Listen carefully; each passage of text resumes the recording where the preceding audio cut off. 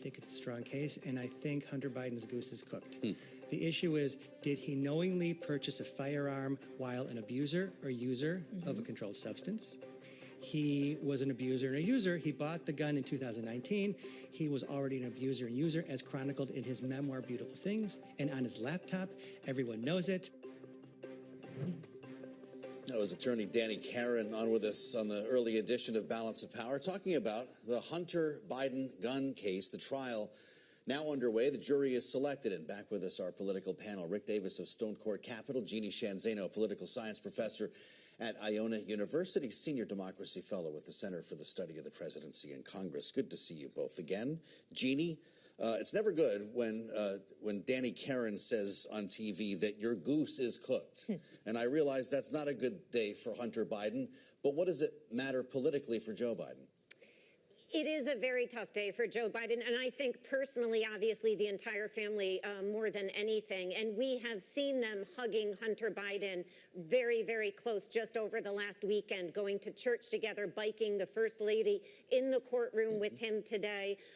This is very tough for them. You know, Hunter Biden is an admitted addict. He was in recovery at the time of this purchase. I think the attorney is absolutely right. There is probably a good deal of evidence for them to get him convicted on this. And I think the president is feeling like any parent would about this. And as he said, I'm a parent, I'm a father, I love my son, I support him completely, I'm also president. And so he's going to continue to watch this very carefully.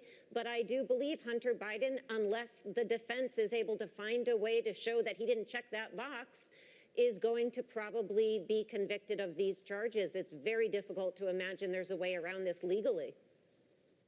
Rick, obviously there's some differences here between this trial and the trial of Donald Trump, one being that Hunter Biden is not running for any kind of elected office right now. He is the son of the president, not trying to be one himself. But does this make it harder for President Biden to cast so much attention toward Trump's conviction if his son could end up convicted of a felony as well?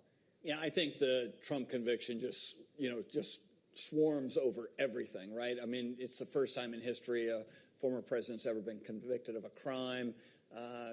There have been all kinds of ne'er-do-well sons and daughters and aunts and uncles of presidents who have done bad things, and nobody really remembers them or cares about it. So I think in the large scheme of things, by the time you roll around in November, I think the Hunter Biden thing will be a distraction. That being said, it does kind of freeze up things. I mean, here we are talking about it this week, right after a major, conviction of the president for these 34 counts. So it does kind of put a blanket over the campaign. And I would say this is the time of year, the summer, where voters kind of take a break. They're really not paying attention much to what's going on. So if you had a timetable, if you're the Democrats and Trump trying to say, when do I want to go out and get convicted of something, now's the time.